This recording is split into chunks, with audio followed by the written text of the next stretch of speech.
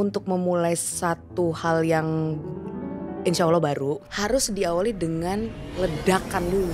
Depression era itulah ledakan pertama. Destruction dulu baru ada pemugaran setelahnya. Aku ada sejarah mama papaku jadi napi kan. Yang bener. Ketipu, tukar kepala, ketipu lagi, dibui. Aset semua diambil, disita, bangkrut.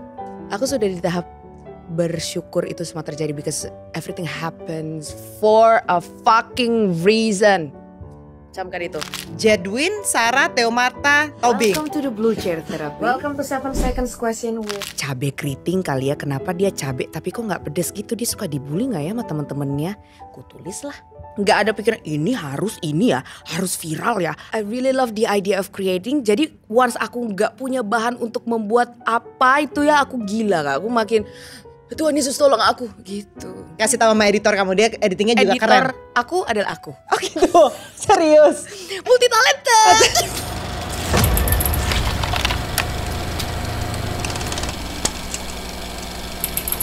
Sarah ini sebenarnya punya radio, Ya. konten kreator, kayak punya program podcast banyak banget. Aku lihat ada di Maple Media ada. Kamu bikin sendiri nih Blue Chair Therapy, Dating Stock, ada 7 seconds questions. Wow.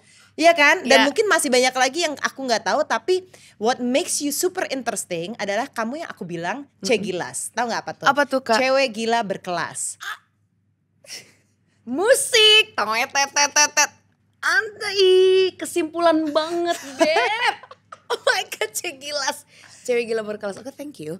Berkelas. Kenapa berkelasnya? Karena dia edun, tapi edun yang bener pintar banget dari konten-kontennya. Oke, sebelum kita ke sana, tell me, kamu tuh gedenya tuh kayak gimana sih? How's your upbringing? Apa-apa yang udah gila dari dulu? Memang sudah gila dari dulu, Kak. Jadi Oke. I was growing up very apa ya namanya? Enggak aku bilang insecure juga, cuma karena aku tuh agak berbeda secara visual terhadap adik-adikku. Kamu anak I was the pertama? ugly sibling. Masa sih? Really? Kamu anak pertama? Ya. Dari berapa bersaudara? Dari 3. Oke. Dari 3 bersaudara. Terus Cewek semua? cowok di tengah 1. Oke. Jadi Terus? karena papaku itu sangat Batak dan mamaku itu Cina, akulah yang mendapatkan darah si Singamangaraja itu. Nah, adik-adikku dapat bulenya dan dapat Cinanya. Jadi itu satu. Growing up as the ugly sibling itu bukan ngebuat aku menjadi orang yang insecure. Memang ada insecure-nya. Ugly Dulu nih waktu- you think you're ugly atau people No, told the you? society told me that I am the ugly sibling. Society siapa maksudnya, kayak siapa? No, my mom and my dad ya. Tapi kalau let's say kalau misalnya kita ke kondangan deh, ini dulu banget ya teman-teman. Dulu banget waktu masih aku kecil, itu biasanya yang ditanya sebagai anak itu adik-adikku dulu. Selain aku, baru aku. Nah biasanya karena sudah template kayak gitu, ketika diajak ke kondangan, aku tuh selalu ngiter duluan nyari makanan. Karena aku tahu, aku gak akan ditanyain. Oh that's sad. Oh. Tapi aku pas datang aku bawa tangan kiri bakso, tangan kanan kambing guling gitu. Baru mamaku bilang, ini dari tadi ditungguin, ini anak yang pertama gitu. Oh ini anak yang pertama, halo gitu. Oke. Jadi mungkin kalau bisa disimpulkan, masa kecil aku itu bisa disebut sebagai masa kecil yang apa ya, yang aku putri alias pura-pura tripping. Jadi kayak fuck the society gitu. Bodoh gitu. Jadi aku dari kecil tuh udah bodoh amat deh. Yang penting aku bahagia gitu. Jadi ya gitu ada gila-gilanya dikit. Karena tapi kamu gak pernah sedih gitu ketika society judge you? Mungkin like sedihnya itu ketika aku sudah mengerti pas dewasa. Oh dulu tuh ada luka ini. Waktu aku masih kecil aku gak berasa itu adalah sebuah hal yang harus aku sedihkan. Karena maybe seperti inilah. Udah kayak begini ada template-nya. Ada namanya beauty standard gitulah pokoknya. Jadi ya udah gitu aja deh. Kamu lahir tahun berapa ya? 93. Oh, oke. Jadi ya maksudnya kamu era setelah aku lah. Udah masuk gen Milenial. masih milenial akhir, Milenial akhir, iya right? milenial akhir. Milenial akhir. Iya, jadi oke. Jadi ada that standard of beauty Iya. yang dipegang society. Nah, terus Dari kamu aku kecil. Dari kamu kecil. Dan akhirnya kamu kayak mengekspresikan diri kamu tuh mulai dari kapan dan lewat apa? Dulu waktu aku kayaknya dari SD zaman Nokia 6600 baru rilis. Itu kan lu bisa kamera kan, video kan. Nah itu aku sudah mulai bikin video kayak orang gila gitu. I was the clown of the class. And I was so happy. Karena punya teman. Dulu tuh untuk aku bergaul dan punya teman tuh agak sulit sebenarnya. Karena pertama agak bacot ya. Udah gitu bentukannya tuh abstrak gitu. Kayak ganggu. It's very noisy. Kayak apa ya, gimana cara jadi punya banyak teman gitu. Sementara teman-teman aku yang lain kok gampang banget punya teman waktu kerja kelompok. Kok aku tuh harus ada yang ini gak gitu. SMP SMA nih? Dari SD. Oh SD, oke. Dari SD, SMP, kemudian SMA. Nah dari situ tuh aku mengekspresikan apapun yang ada di otakku itu dari video Nokia 6600. Kamu dulu SMA di mana ya? SMA aku di 39 Jakarta Timur. Oh aku kira kamu anak Tarki. Oh enggak. Emang kelihatan kayak anak Tarki ya? Iya kelihatan. Oh my god, such a compliment, thank you. Begitu. Oke, jadi udah mulai bikin video segala macam. Terus akhirnya kamu kuliah dulu gak sih? Aku kuliah. Kamu ngambil apa waktu itu? Aku ngambil seni rupa di IKJ. Oh wow. Gitu, jadi pokoknya pasti masih berkutat dengan video-video. Karena aku ngambilnya DKV kan, terus ininya apa sih namanya nih? Konsentrasinya adalah animasi. Oh jadi emang kamu artsy ya? Banget. Oh gitu. Pantesan bentukannya kayak gini. Akulah lukisan Van Gogh itu. Oke. Terus kamu bisa jadi penyiar radio gimana ceritanya? Jadi dulu itu waktu aku kuliah, jadi baru fresh graduate. Kebetulan perjalanan kuliahku tuh agak berat. Karena aku kan ngambil tugas akhir animasi. Dan kebetulan agak ambisius dulu tuh. Pertama agak ambisius tapi kerjanya tuh pemalas. Jadi berantakan lah kuliah ini. Tapi aku harus lulus tepat waktu. Mau gue goreng dosbing gue, lu harus tanda tangan. Mau yudisium kapan gue harus ikut. Pokoknya aku bener-bener ngotot Kak. Sampai aku tuh capek tentang desain grafis inilah. Sampai pada suatu ketika mamaku lagi nyetir mobil. Di radio itu ada iklan Trax FM Hits yang kamu suka. Lagi nyari produser. Nah gimana kalau kita ikutin aja nih Asbun tapi. Ikutlah aku ke situ. Ditanya sama Kasawi dan Kasasya. Waktu itu Aspidi dan Pidinya. Kamu kenapa mau ikut audisi pencarian produser ini? Ada tulisannya gitu kan. Kenapa? Sebutkan alasan kenapa kamu pantas jadi produser Trax FM. 3. Pertama aku tulis karena aku bisa masak nasi. Yang kedua aku bisa main suling. Yang ketiga aku bisa naruh 10 beng-beng dalam mulut. Gitu. Mau coba? Kayak gitu. Jadi ya udah deh jadi. Tapi itu berat banget di aku karena aku nggak punya background broadcasting kan. Waktu itu langsung ngeproduserin Kak Gita Bebita sama Bang Randika Jamil. Tahun berapa tuh? 2015 deh kalau gak salah. 2015, 2016 aku agak lupa. Wah itu Kak aku bego banget, bener-bener bego banget. Kalau misalnya kita deh ngelihat sekarang generasi di bawah itu memang agak menyebalkan kan sometimes. Tapi aku mengerti kenapa menyebalkan karena generasi beda. Karena kan aku ngeproduserin kakak-kakakku yang jauh lebih bukan berumur, jauh lebih banyak digit umurnya kan. Jadi itu aku mulai kesulitan di situ, blow on, dibego-begoin. Tapi aku mengerti kenapa aku dibego-begoin karena emang bego beneran. Karena emang gak ada background broadcast. Nah dari situ, dari produser aku diambil sama Smooth FM jadi penyiar malam. Nah dari situ abis penyiar malam aku jadi art director juga di situ, jadi CD, creative director di situ, terus jadi graphic designer di agensi lain, sambil setelahnya tuh penyiar pagi. Jadi bener-bener sambil siaran pagi, meeting, jadi creative director juga. Jadi emang masa-masa itu tuh masa-masa step gitu, masa-masa kejang aku. Berarti kamu pinter dong, artinya masuk langsung jadi produser. Kamu bisa desain grafis di tempat lain, di agency. Artinya lo memang multi talented dong. Thank you. Iya dong, siaran pula. Iya, tapi nggak harus kayak gitu tahu, nggak harus kayak lo berada di mana-mana. Coba karena dulu mungkin aku tuh lagi ada ini kali kan yatim kan Beb. Dulu tuh nggak baru-baru banget sih.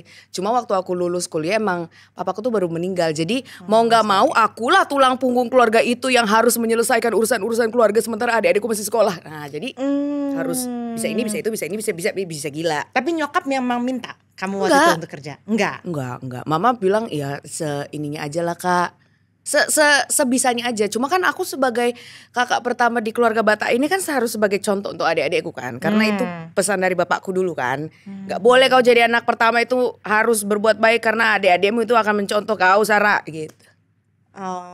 Jadi ya harus mau gak mau padahal gak mau. Tapi bokap sama nyokap gak ada yang di dunia kreatif atau seni? Gak ada. Tapi papaku dulu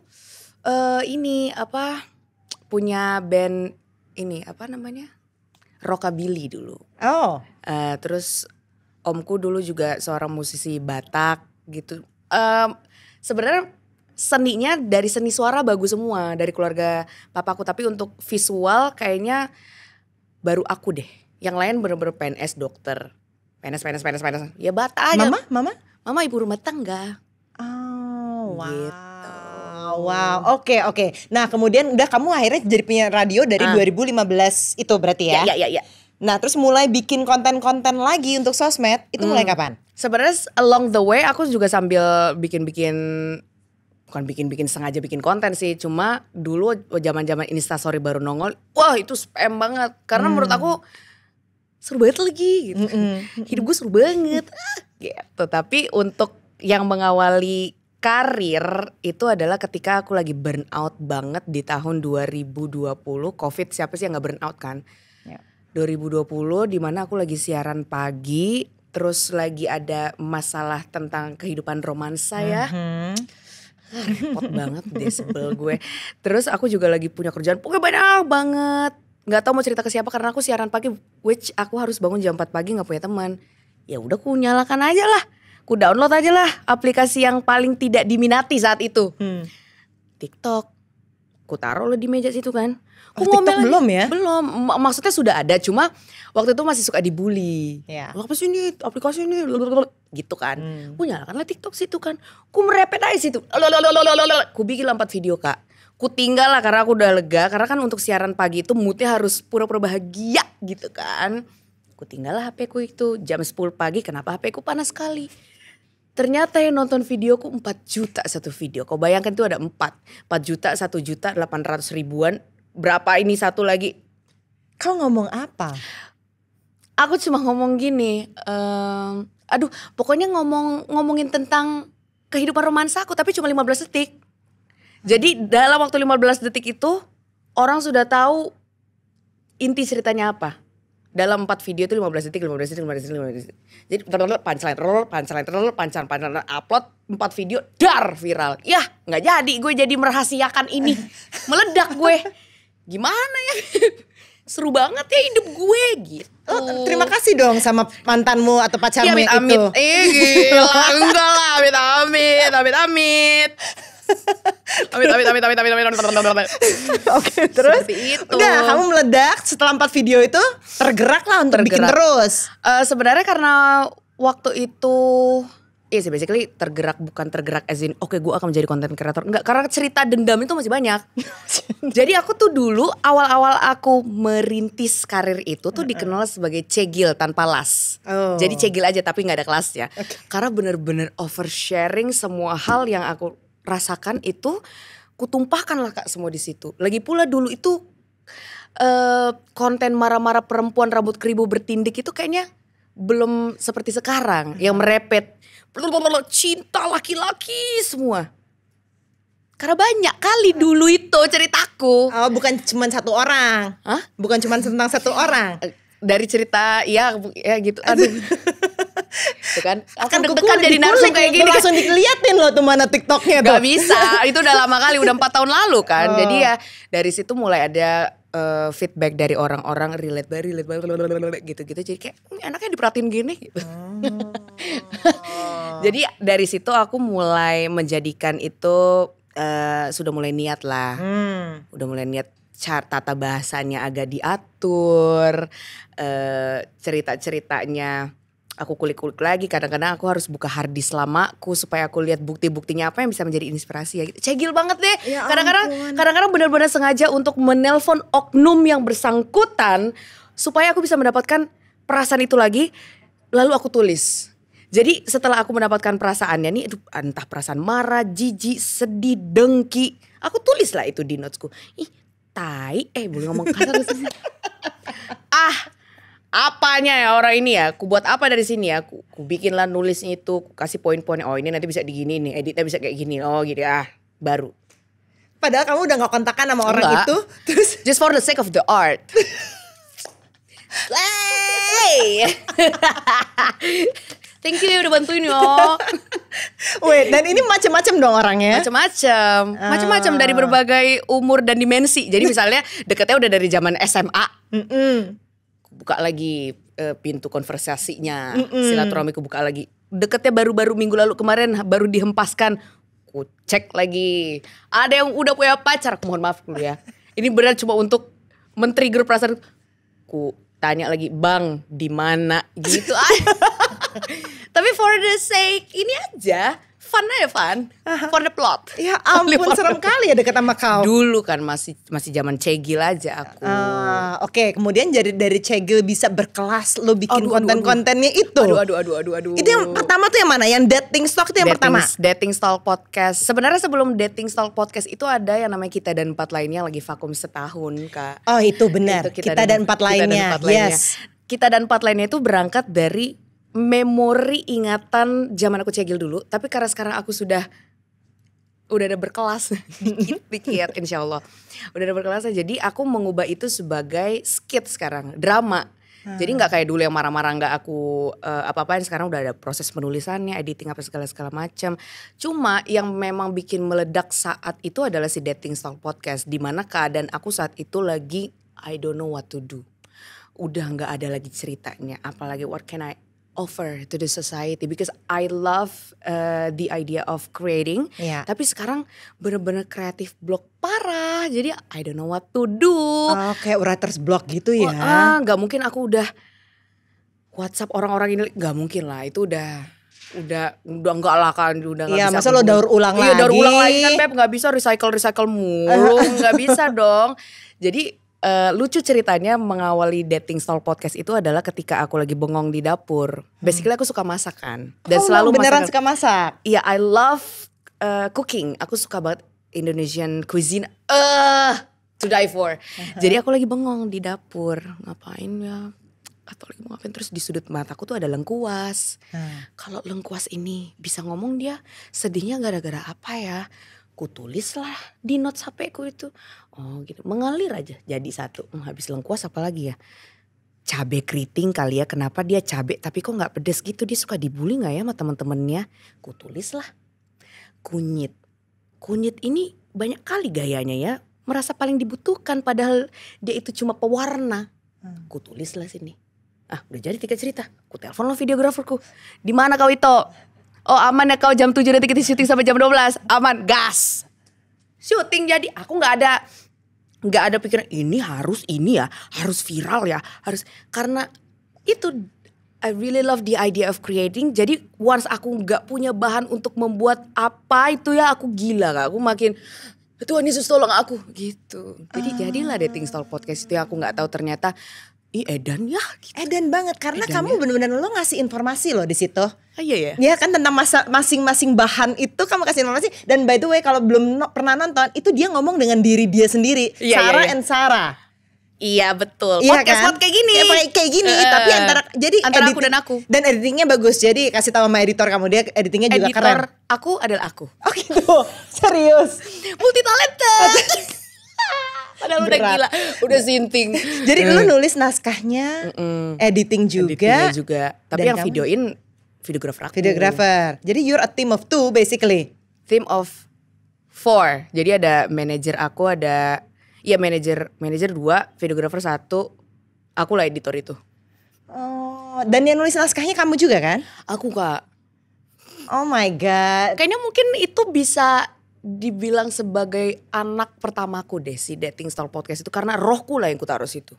Aku suka kali masakan Indonesia, dan kebetulan hari itu tuh aku lagi down banget, entah karena burnout, tapi aku nggak tahu burnout gara-gara apa, atau mungkin ada the empty void itu yang harus aku isi, kayak ngapain, tolong gitu. Jadilah kubuatlah dari hal yang paling aku suka. Start from there. Oke, dan kamu riset dulu berarti? Riset kayak orang gila. Dulu itu bukan yang, kalau yang 4 episode awal itu memang aku tahu. Tapi kalau udah masuk season 2 itu yang kayak udah adalah seledri, ketumbar. Ya, itu ketumbar. Susah kali itu Kak. Itu tuh kamu benar-benar riset historinya segala macam kan berarti kan? Kadang aku kemana tuh? Bukan perpusnas, apa sih? Adalah satu perpustakaan di Mampang. Itu dia suka ada buku-buku lama. Terus ada yang di Jatinegara. Itu suka ada buku-buku, sebenarnya bukan buku-buku resep atau bukan buku-buku rempah, tapi situ tuh ada buku-buku lama yang kata atau kalimat vokabularinya tuh udah jarang dipakai sekarang. Jadi kadang aku mengambil dari situ, kurangkailah supaya terdengarnya kayak apa zaman dulu gitu loh Kak. Itu gila kan sih. Itu cantik ya, eksotis banget, gitu ya. Banget. Dan kita jadi kebawa banget karena kamu juga pakai bajunya kan baju. Iya. Baju bukan yang baju daerah banget, yang modern gitu loh. Tapi bajunya mencerminkan si rempah itu cerah. Oh, capek kan? Oh ya Allah, dipikirin semuanya. Pantesan pas cerita lemon kamu pakai bajunya warna kuning. Iya. Seledri warna hijau. Gitulah. Gitu. Apa yang bikin kamu tuh curious banget tentang that things? It's not really that things loh, Iya kan? Karena pertama kalau berangkatnya dari rempah itu ya seperti aku bilang tadi, rohnya mungkin kelihatan di situ karena aku suka banget masakan Indonesia. Nah kalau yang masuk season 3 ini yang benar-benar datings yang menurut aku paling susah untuk dibuat adalah mulai ngomongin tentang benda mati yang aku nggak tahu historinya seperti apa. Let's say kertas, nasi putih, polusi, tas KW. Jadi aku ngambil point of view-nya tuh dari benda-benda yang jadi villain. Makanya sekarang season 3 atau season 4 ya? Iya kayak season 4 ya?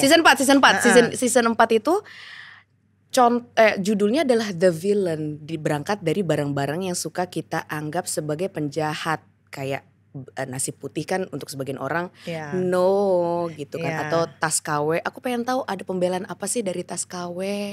Bukan dari produsernya ya, bukan, tapi dari tasnya. Dari tasnya. Dia sakit hati nggak ya kalau misalnya dia dibilang tas KW terus ditaruhnya sembarangan, sementara dia ngelihat teman-temannya yang Birkin asli itu ditaruh di atas meja, kenapa ditaruh di tanah gitu. Apa yang ada di dalam pikiran dia, apa yang ada di dalam pikiran kertas yang suka kita buang-buang, padahal dia juga adalah salah satu benda yang paling berpengaruh di sejarah manusia. Kertas itu, kalau nggak ada kertas nggak ada yang namanya uang. Perang diakhiri dan dimulai dengan kertas, tanda tangan. Tapi kan kita nggak pernah tahu karena nggak ada yang speak up. Kalau kertas speak up gitu loh Kak. Sedih aku.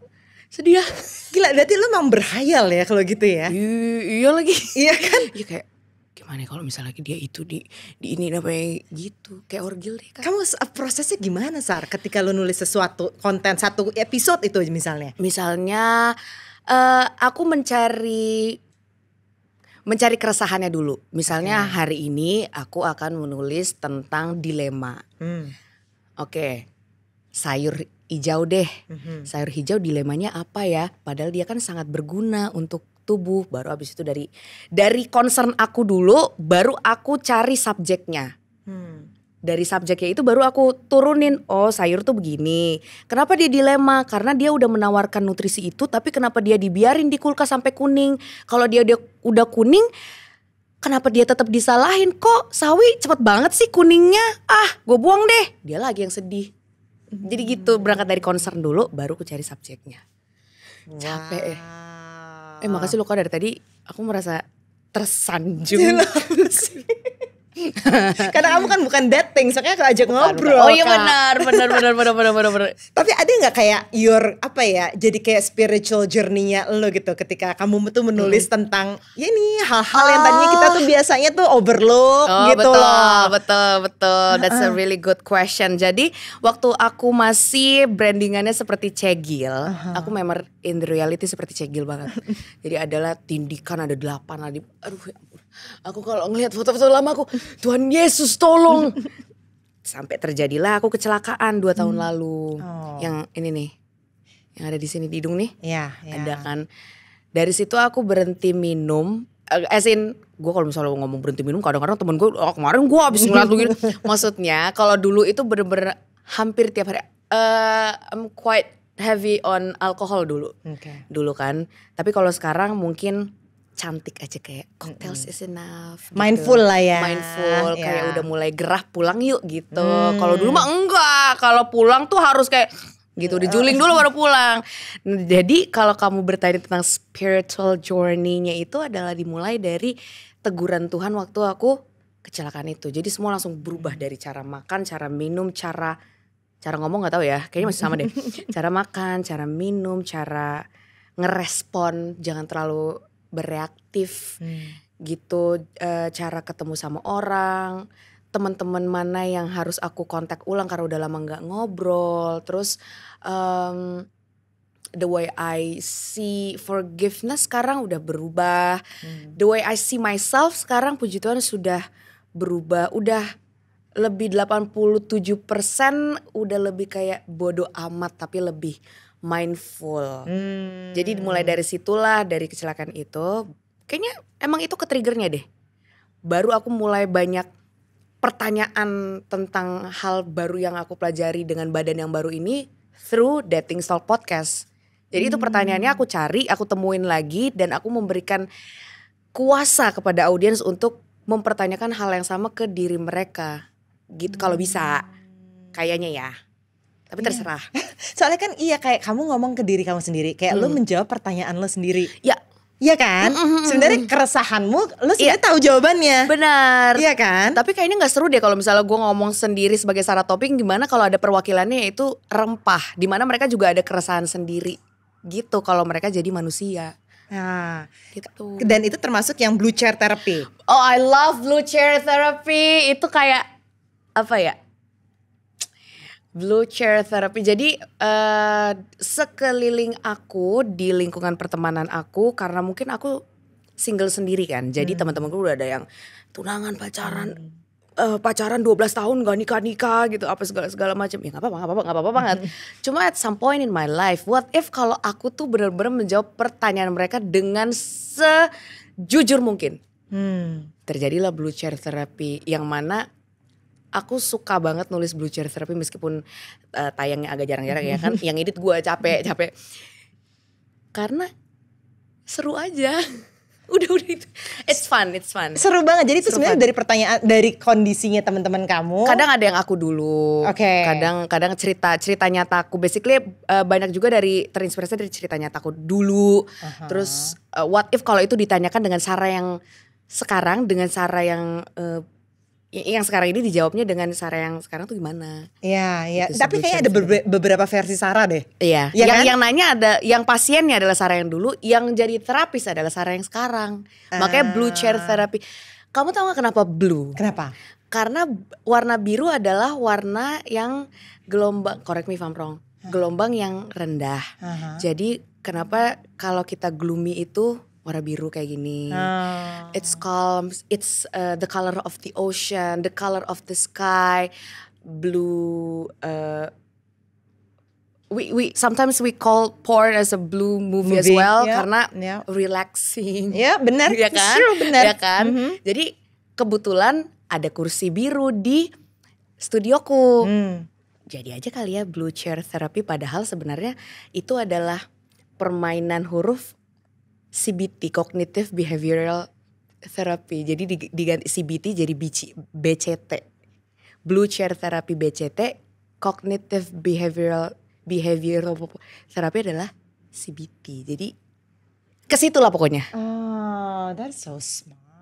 I know, right? Thank you. You're so smart. Oh wow. Gitu ceritanya. Oh gitu. It's fun. Halo teman-teman, terima kasih banyak sudah nonton Uncensored with Andini Effendi di channel Cauldron Content. Nah, kita masih lihat banyak banget nih yang belum subscribe. So, please subscribe. Dan kalau kalian benar-benar suka dengan kontennya, episodenya, atau channelnya, please like dan juga share with your loved ones or siapapun. Thank you so much. Terus ada apa yang terjadi di early 2023 sampai kamu depresi berat? How did you know about this? 2023 adalah masa aku kecelakaan. Oke. Jadi Sebelum kecelakaan ada kejadian juga gak? Let me think about it. Awal 2023 kayaknya depresinya tuh ke-trigger karena aku sudah abuse alkohol segitu ya banget. Sometimes I forget apa yang aku lakukan tadi malam. Kotor banget ya kayak gak mau lagi kayak gini, capek banget gitu. Kayak mungkin aku bisa setuju dengan kondisi dimana untuk memulai satu hal yang insya Allah baru, yang kayak aku sekarang insya Allah baru, harus diawali dengan ledakan dulu. Jadi the depression era itulah ledakan pertama. Sama kayak ini Krakatau, meledak yang itu langsung berubah kan dunia. Jadi memang harus duar, baru inilah yang baru lahir baru.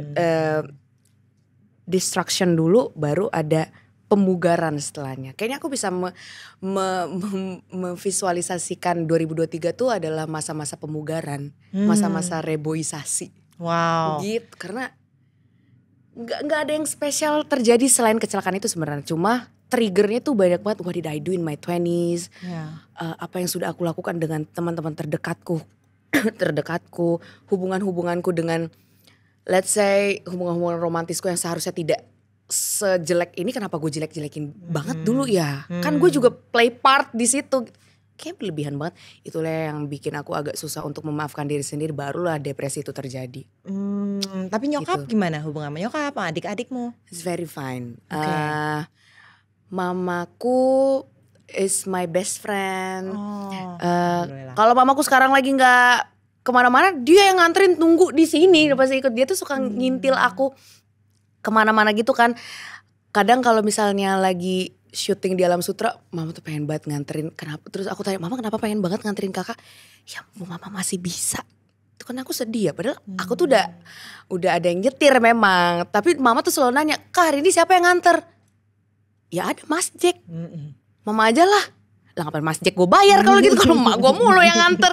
Jadi my mom is my best friend. Adik-adikku juga hubungannya baik. Ya seperti keluarga yang sedang di tahap pemulihan. Karena waktu aku kecil kayaknya ya khas orang tua boomer aja gak sih? Milenial kan lukanya tuh hampir-hampir mirip kan? Semua nggak semua orang punya trauma ternyata.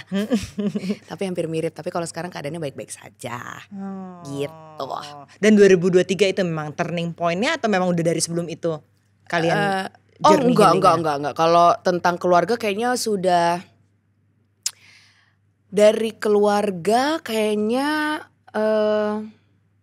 kapan ya sudah mulai baik-baik aja. Within 7, aku lupa tepatnya kapan. Cuma dulu itu memang kan aku ada sejarah mama papaku jadi napi kan. Yang bener. Iya, panjang banget ceritanya itu. Pokoknya gini. Ketipu, tukar kepala, ketipu lagi, dibui. Aset semua diambil, disita, bangkrut. Within less than a year, I lost everything. We lost everything. We lost the assets, we lost the houses. Apapun itu, AC rumahku yang sangat aku cintai diambil paksa. Umur berapa kamu? 8. Kamu masih ingat itu semua? 8 tahun itulah dimana aku, pokoknya intinya karena itu ceritanya panjang banget ya.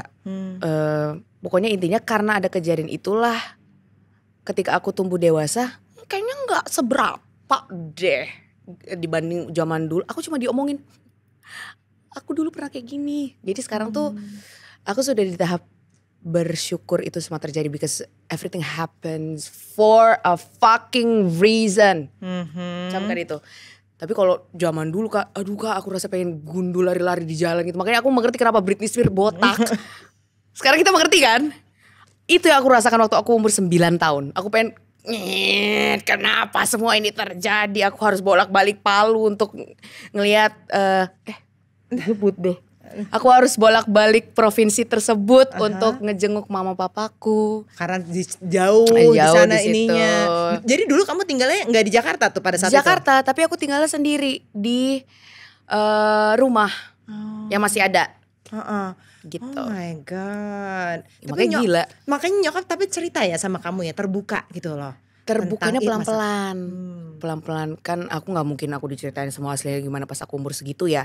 Tapi semakin aku kesini makin dewasa aku jadi semakin dekat dengan mamaku, makin sering cerita. Oh ternyata memaafkan itu memang butuh proses. Dan ternyata kalau kamu memaafkan awet muda.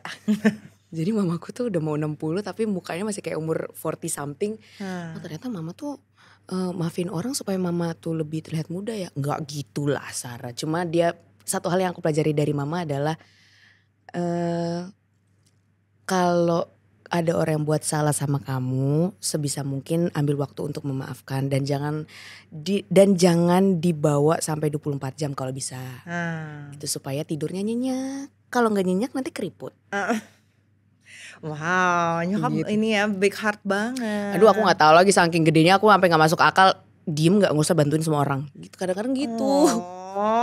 Kadang-kadang ya harus ditemenin juga kayak gitu. Sama papa juga dulu dekat hubungannya? Sama papa lumayan dekat, cuma papa kan karena keras ya. Batak ae. Galak banget ya, buset itu papaku tuh bener-bener galak banget. Tapi aku paham kenapa aku yang dikeraskan. Karena mungkin ini hasilnya jadi supaya ketika papa gak ada, aku lah yang jadi miniaturnya. Jadi mungkin secara gak sadar papa udah ngedidik aku secara keras itu dari aku SD. Bener-bener kayak ayam di kandang dulu tuh, bener-bener ya Allah Pak gini banget dah gitu. Aduh, dengan apa yang kamu alamin dulu waktu kamu umur 8 tahun itu tuh ada gak kayak apa ya, the moral of the story-nya deh buat kamu sekarang? Moral of story. Selain memaafkan itu tadi memaafkan ya. Itu kan must be something yang traumatic gak sih? Moral of the story. Atau your takeaway-nya lah. My gitu takeaway. Gak ada cara lain selain jalanin. Itu klise banget. It sounds like omong kosong banget, tapi ya memang gak ada jalan lain selain kamu harus, you have to get through this. Kamu gak bisa, my life is so fucked up right now, so I have to sit alone right here and I have to victimize myself. Cannot. You have to fight for your life. You have to fight back the life. Aku nggak kebayang kalau aku tuh dulu bener-bener jadi anak yang minder karena mama. Emang ada fase kayak gitu? Ada fase dimana aku ditinggalin sama teman-temanku karena ada gosip yang itulah, itu kehidupan SD tuh paling berat. Gosip tentang orang tua kamu. Iya, gosip seperti itu. Tapi gak boleh, kamu gak boleh kayak sekali sehari 2 hari gak apa-apa, tapi you have to fight back. Kalau enggak, ya kamu di sini diam dan menjadi victim selama-lamanya. Aku gak mau jadi korban terus-menerus, aku gak mau. I don't want to victimize myself even though I was the victim. I don't want that. I don't want that kind of life. Gak fun. Oh my god. Tapi terus kamu setelah dari umur 8 sampai yang kemarin 2023 itu sempat ada ini gak kayak healingnya gitu loh from that trauma? Nah itu belum, karena menurutku dengan proses masa kecil yang begitu suram dan melarat banget ya, tiba-tiba hilang semuanya, semua hilang, kamu harus gini. Kayaknya itu butuh seumur hidup untuk sembuh deh. Kalau di aku karena proses penyembuhan itu kan fluktuatif Kak. Kadang-kadang kamu merasa kamu baik-baik aja karena kan gak ketemu sama oknumnya. Coba lu ke sono, apa enggak mimisan lu sama kejang. Gitu. Jadi aku gak berani bilang kalau aku sekarang sudah sepenuhnya sembuh. Cuma di dalam masa kesembuhan itu yang bisa aku lakukan adalah menjauh dari trigger, dan alkohol adalah triggerku. Jadi ketika alkohol itu ada, usahakan kamu harus pagah dulu, Sarah tenang, kalau mau minum boleh tapi gitu. Jadi untuk saat ini ku jauhi dulu triggernya, terus sekarang lebih bodo amat lah Kak gitu. Sekarang ya udahlah terserah, yang penting I've done my part. Misalnya untuk untuk yang lagi nonton pasti banyak mimpi kan. Let's say kamu juga pasti banyak mimpi kan. Tapi aku sekarang sudah nggak terlalu gimana ya, nggak terlalu memaksakan. Nggak ngoyo ya? Nggak ngoyo. Memang aku masih fight untuk beberapa hal di bumi ini. Cuma kalau sampai bikin aku nggak tenang, anxious lagi, tremor, aduh nggak deh. Udah segini pun aku udah sangat bersyukur, dan ini sudah lebih dari cukup dari Tuhan. Wow. Udahlah gitu. Wow. Terus jadi waktu kamu kecelakaan 2023 itu karena alkohol, DUI? Iya. Oh my God. Itu katanya kamu hampir lewat ya? Iya kan? Di sininya parah banget ya, aku lihat foto-fotonya. Jadi waktu aku pertama masuk ke UGD kan, itu kejadiannya subuh kan. Jakarta. Dan kebetulan banget Kak, itu bukan kebetulan banget sih. Let's say blessing in disguise-nya adalah itu benar-benar terjadi di depan rumah sakit Medistra. Jadi langsung putar balik nyampe langsung ke UGD. Aku nyampe sana tuh kan gak kerasa ya. Gak kerasa. Cerita deh kejadiannya. Ini aku belum pernah ngomong ke podcast siapa-siapa loh. Iya, cerita dong. Jadi ceritanya gini. Hari itu ada acara di suatu tempat. Kebetulan aku kan tadi bilang aku triggernya alkohol. Udah lama gak minum. Tapi kebetulan hari itu tuh agak tipsy gitu kan. Bukan aku yang nyetir.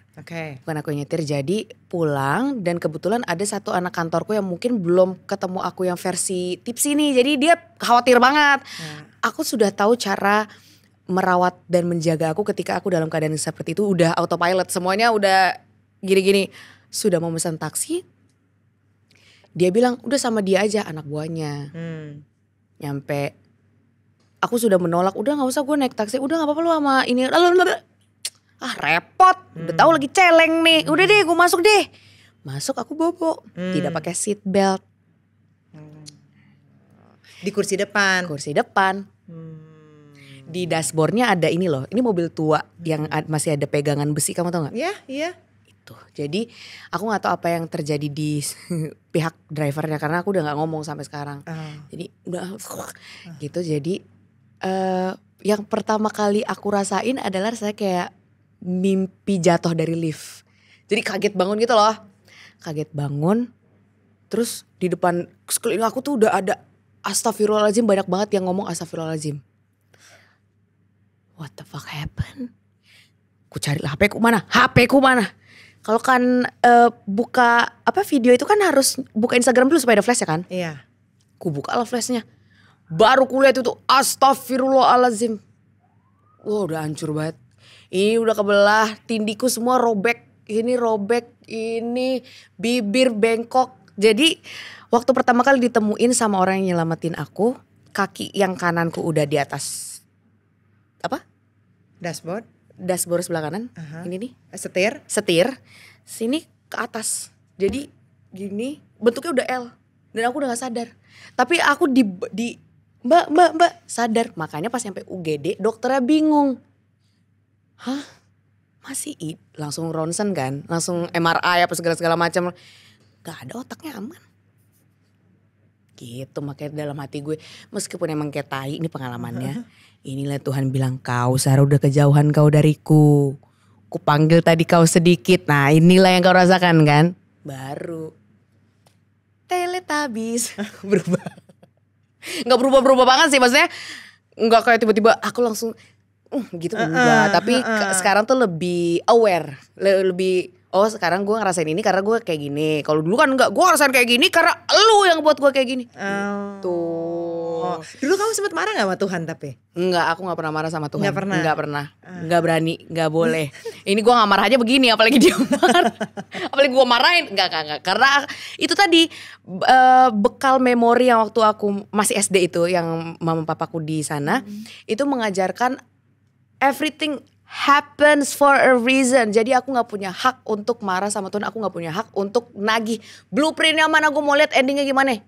Gak bisa, ntar gak surprise. Terus Tuhan bilang, lu siapa yang ngatur-ngatur jalan? Lu kira lu jalan cerita lu lebih bagus daripada gue? Jadi aku benar-benar terserah Tuhan aja deh mau caranya gimana. Yang penting aku sudah berusaha, aku udah pitching, aku udah berusaha, aku udah kasih proposal. Mau ditantangan apa enggak, tolong tanda tangan kalau bisa. Kalau enggak juga ya masa enggak.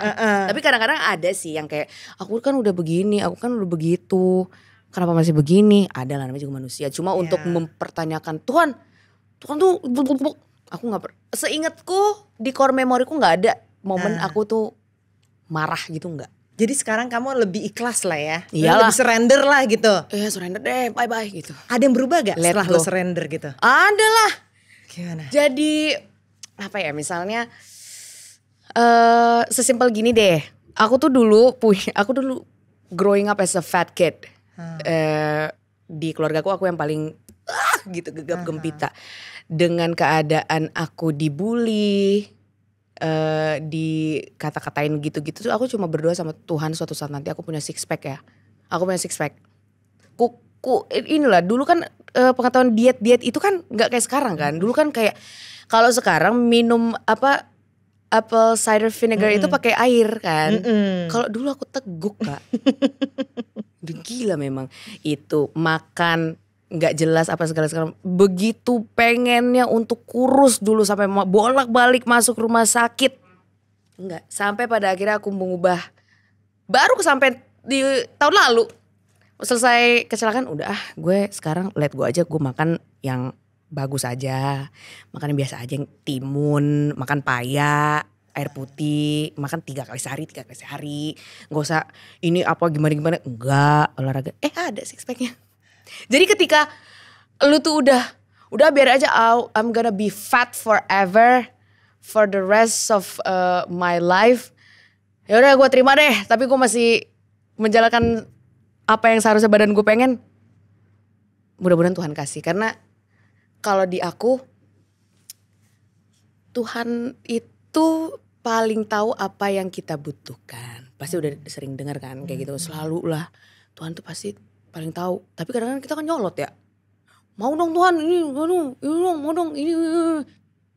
Mager ntar Tuhan jadinya. Jadi mendingan Tuhan aku udah hari ini tuh ada ini. Kalau ada ini boleh ya. Kalau enggak juga gak apa-apa gitu. Bagus juga nih mentalnya anak, kasih deh gitu. Wah, termasuk soal kerjaan. Ya itu bukan dating style podcast.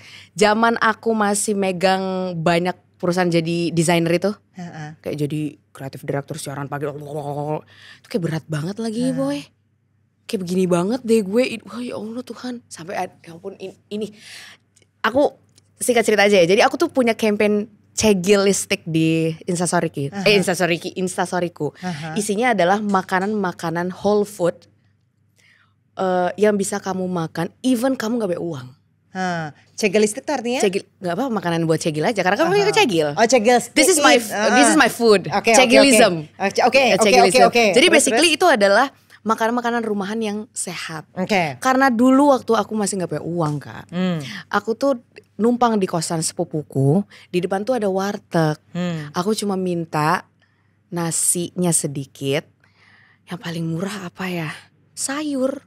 Jadi aku cuma makan nasi sama sayur, gitu terus dengan workload aku yang banyak banget, aku nggak pernah sakit karena makanan warteg yang murah itu sayur dan kuah sop supaya kenyang. Itu aku bagi 2, makan siang dan makan malam meskipun udah rada basi, tapi kan bodo amat, nggak bakal mati gue. Udah rada asem gitu. Terus gitu. Jadi surrendernya ini keadaan. Kan dari makanan itu, keadaan yang seperti itulah yang bikin aku capek dan lain-lain. Sampai pada akhirnya aku menyerah, Tuhan aku udah gak bisa lagi nih bikin ini, bantu. Enggak, aku gak minta bantu. Gue capek banget, gue udah gak peduli. Gue mau ngomong dulu ke halayak ramai, gue mau ngomong dulu ke diri gue sendiri. Makanya TikTok itu terjadi. Terserah Tuhan mau gimana, gue mau putus kayak sama tuh orang, gue mau ini kayak terserah, yang penting gue mau cerita aja dulu deh. Ya udah jadi. Kayak gitu deh ceritanya. Sebenarnya banyak sih pasti momen-momen penyerahan diri, kapan nyampenya, kapan ininya. Cuma yang paling ada di core memoriku adalah tadi yang makan warteg, mau basi apa kagak terserah Tuhan, sama yang dimana aku nyalain TikTok itu. Bye bye all, I'm gonna give up. Gitu. Iya, tapi kan benar dari 2023 sampai sekarang kan akhirnya memang banyak banget tuh kayak ini kamu nih program-program kamu yang akhirnya bisa dapat banyak audience. Iya. Dan bisa ngasilin duit juga dong. Puji Tuhan. Ternyata kan? Iya kan? Iya, orang iya, jadi iya. banyak yang nengok gitu loh. Iya, puji Tuhan. Iya gak sih? Iya. Iya kan? Itu aku ngeliatnya kayaknya kamu dikasih jalannya itu rezekinya jadi lancar aja gitu. Iya gak? Iya. Tapi iya benar. Iya. Iya, rezekinya mudah-mudahan puji Tuhan alhamdulillah lagi lancar. Seperti itu. Kalau cinta gimana? Nah, ini episode 2 aja deh. Episode panjang banget itu, kalau itu pusing gue jawabnya gimana ya. Aduh, aku gak tahu. Setelah kamu udah bisa pasrah gitu, setelah udah deh gue terima aja apa adanya gitu, udah dikasih ini apa namanya? Colekan dari Tuhan 2023. 2023. Ada nggak perubahan? Perubahan di kehidupan romansa itu. Romansa. Karena dulu mungkin aku ngerasa cantik banget waktu aku masih jadi cegil because I said yes to everybody. And then now, gimana cara ceritanya ya? Perubahannya sih sebenarnya jadi lebih susah mungkin. And it's fine. Lebih susahnya maksudnya gimana nih? Lebih susah untuk kayak gimana ya? Aduh, susah nih ngomongnya. Lebih milih kah? Lebih hati-hati kah? Lebih hati-hati sih. Lebih hati-hati aja karena waktu in my 20s, my 20s was so rough. Keno lah. Mungkin ini trauma respon kali Beb ya. Waktu ketika lu udah sadar, udah sober, udah aduh ntar dulu bang gitu. Ntar dulu atuh pelan-pelan gitu. ntar nanti dikabarin gitu. Karena kamu udah tahu juga kali Sar apa yang kamu butuhin. Itu dia, the more we know about something, the more we don't want the hal-hal selain itu. Jadi kadang kita tuh terdengar sangat repot lah, ribet lah. Because we already know what we want. Yeah. And that's not a bad thing. And you're so smart and very creative and very funny. Kadang-kadang orang teh kalau dibilang pinter gitu, mungkin bukan pinter kali ya. Lucu boleh. Tapi kalau pinter kayak enggak deh Beb. Kayak ente blow on karena mana kenal sama orang waktu umur 32. Coba kita kenal 10 tahun lalu. Paling udah ada cika baka pinter lah 22 gitu loh. Gak ada, sumpah teh gak ada. Bocor alus kepintaran itu pun ada gitu. Gak bener, blow on bener. Ih goblok sih ya. Kok bisa mana kayak jadi bener-bener butuh banget ditolong tuh waktu umur 21, 22, 23. Astagfirullahaladzim. Oh my god. Untung udah lewat. Bye bye. Kalau kamu bisa look back, bisa ngobrol sama Sarah yang umur 21, 22 itu, apa yang kamu bakal bilang? Gak ada. You've done your part perfectly, it's fine. Karena kalau nggak ada luka-luka kecil, paper cut kayak gitu, aku nggak akan jadi sekarang. Jadi the wound is perfect, the trauma is fine, the pain, oke lah. Itu menjadi bumbu kesatuan yang jadi kuah yang enak gitu loh. The broth, inilah kaldu-kaldu yang aku nikmati sekarang. Karena kalau aku nggak ada itu mungkin kejadian baru sekarang, telat banget. Masa umur segini baru mulai bandel, cannot. Jadi bandelnya pas menurutku. Tapi nggak apa-apa juga kalau lu umur sekarang masih bandel nggak apa-apa, it's fine. Tapi for you, tapi it was fine. For me personally, kayaknya itu pas waktunya. Kalau kamu yang waktu umur 8 tahun? Aduh, jeng. Itu juga gimana ya, umur 8 tahun aku sendirian di kamarku yang warna pink itu menatap dinding yang sudah tidak ada AC-nya. Lalu aku bertanya kepada Tuhan, apa yang terjadi dengan orang tuaku Tuhan, kemana AC-ku?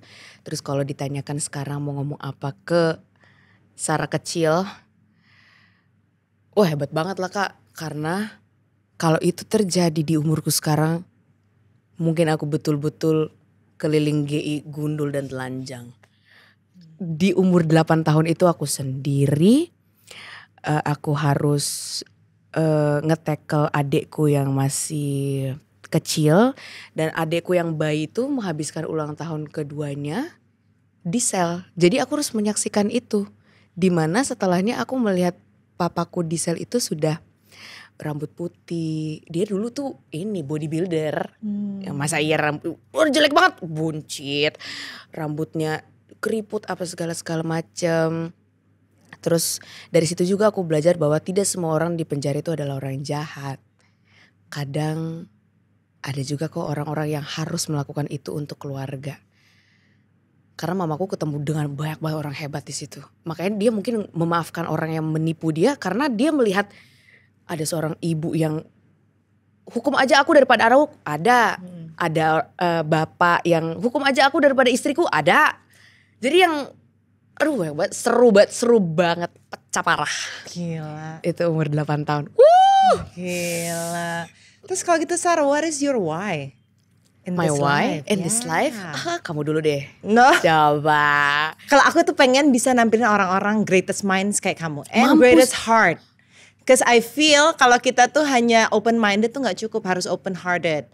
And I feel kayak orang-orang yang duduk di sini tuh orang-orang yang kayak udah through so many things in life yang the story, their whys itu tuh bisa buka mata banyak orang. No matter how bad is your past and your now and your future, selagi di mataku aku masih punya capability untuk menyayangi kamu sebagai manusia. Kayaknya itu cukup deh. Soalnya kalau ditanya kenapa kau di bumi, nggak tahu. Aku cuma hidup ya di sini. Pertama bapak mama aku masuk penjara, kedua aku kecelakaan. Kau tanya lagi kenapa? Aku tidak tahu. Tapi seumur 32 tahun aku hidup, satu hal menjadi core memory itu adalah I feel happy when I care about someone. Bukan secara romantis atau juga, tapi selain aku menyukai the idea of creating, I also like the idea of taking care of people. Tapi some people take it as a trauma response because when I was 8, 9, 10, 11 and 12, I didn't have anybody to take care of me. And that's fine. If that would be a trauma response, just be it. Tapi kadang orang-orang kayak gitu gampang banget dimanfaatin. Tapi nggak apa-apa, selama gue bermanfaat ya udahlah, gimana? Exactly. Ya udahlah beb, udah selesai, udah gitu aja lah, udah selesai manfaatin gue, udahlah. Kalau menurutku, kamu tuh one of the greatest narrator yang ada di Indonesia. You can narrate a story beneran, narrate a story dan bisa relevan buat banyak orang. Masa sih kak? Bisa masuk ke semua generasi dan gak banyak yang bisa seperti itu. Because everyone has a story, tapi not everyone can be a storyteller. And I think you're one of the greatest minds. Thank you teman-teman. Tepuk tangan dulu untuk aku ya. Tepuk tangan dulu. Untuk aku ya. Untuk aku. And your energy is contagious. So thank you so much for sharing. Kakak, thank you. Ini pertama kali podcast aku ditanya kayak gitu loh. Apa sih feminine energy itu? Bahwa di alam semesta ini tuh memang selalu ada dua hal yang berlawanan, dingin panas, yin and yang, bahkan laki-laki dan perempuan. Begitu juga energi, ada feminin dan maskulin. Kalau energi feminin itu adalah tentang rasa, how to connect to our emotion, tentang intuisi, tentang spirituality. When we connect to our emotion, kita sebenarnya bisa memproses trauma yang kita gak sadari. Bahkan waktu kita masih di dalam kandungan perut ibu. Yes.